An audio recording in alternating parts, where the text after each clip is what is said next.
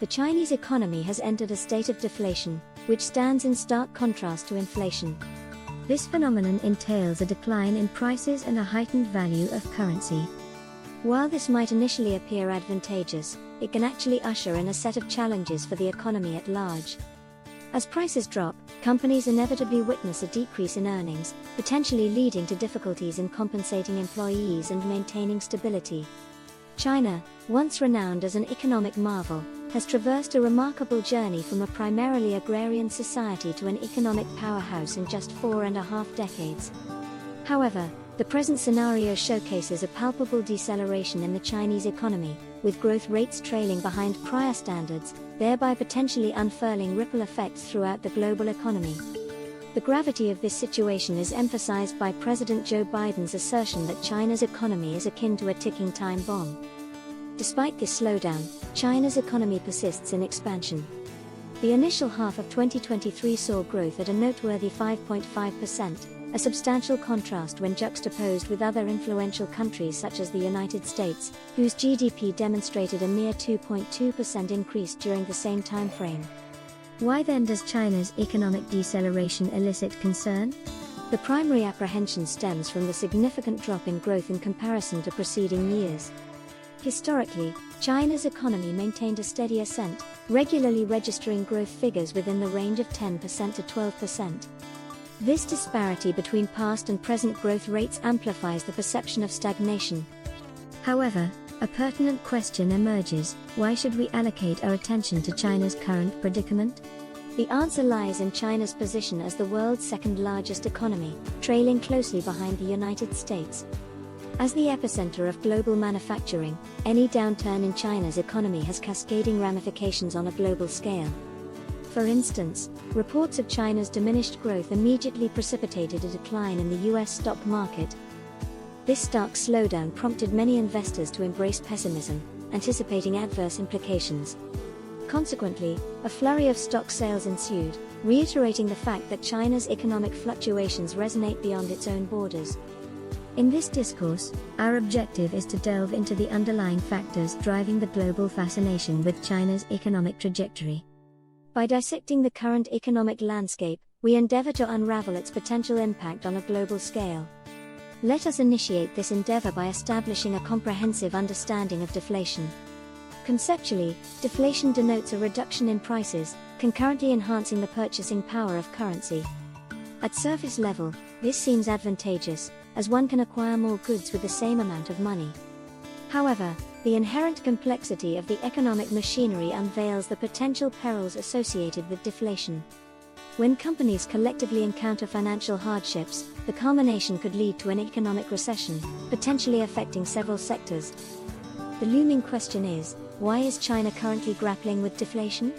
Multiple plausible explanations contribute to this phenomenon. Overproduction of goods serves as a plausible causative factor. When the market is oversaturated with goods surpassing consumer demand, prices invariably drop, in a bid to stimulate sales. Another contributing facet is the waning demand for Chinese products on the global stage. Given China's status as the global manufacturing nucleus, myriad foreign enterprises manufacture their products within its confines, subsequently distributing them across the world.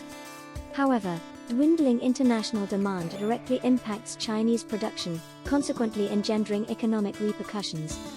The crux of the matter is that China's economic fluctuations resonate globally. The nation's sheer economic significance renders its oscillations consequential for the entire global economic network. The repercussions extend beyond Chinese borders to encompass foreign entities relying on Chinese production. A contraction in Chinese production catalyzes financial hardships, reverberating across employee welfare and national economies. Moreover, a critical element warranting examination pertains to national debt. This issue is pervasive, not exclusive to China or the United States. The United States shoulders a colossal $32 trillion debt burden, only having remained debt-free for a mere 2 years out of the last 186. The causative factors are multifarious, including tax cuts that reduce government revenue, necessitating borrowing to sustain existing spending levels. Economic downturns also contribute, as reduced economic activity translates to decreased tax revenue while simultaneously necessitating augmented expenditure on relief programs, thereby exacerbating the debt predicament. Paradoxically, China confronts a parallel dilemma. While precise debt figures remain elusive, economists estimate that China's debt exceeds a staggering 282% of its GDP. In essence, this means that China owes 282% of its annual national earnings. This figure eclipses the global average of 256%, as well as the 257% owed by the United States. The common thread is evident: both nations grapple with significant debt burdens. However, the narrative diverges concerning economic trajectories. As the United States contends with soaring prices across diverse sectors, food, automobiles, gasoline, and rent, each registering inflation rates that surpass the Federal Reserve's target of 2%, China confronts an entirely antithetical predicament: deflation. The prevalent expectation was that consumers would re-engage in spending, and factories would reinvigorate production. The assumption was that China was poised to reclaim its mantle as a global economic engine. Nonetheless, reality transpired in a manner diametrically opposed to these anticipations.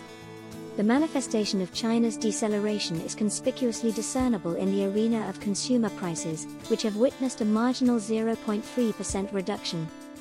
However, this prompts a pertinent query: is deflation unequivocally beneficial? Is the prospect of declining prices desirable? The nuance arises from the realization that consumer prices do not decrease in the intuitive fashion one might presume. They do not diminish due to a sudden upswing in corporate concern for the middle and lower strata of society. Rather, the decline can be attributed to diminished demand, a harbinger of economic contraction. Companies inevitably adjust by downsizing production, thus culminating in a reduction in the nation's collective earnings. This process, in turn, engenders a slew of undesirable consequences. Among the sectors acutely impacted by this phenomenon is China's real estate market. The Chinese real estate scenario deviates from global norms, with housing prices continually plummeting. This sector holds paramount significance for China, contributing nearly a quarter of the nation's revenue.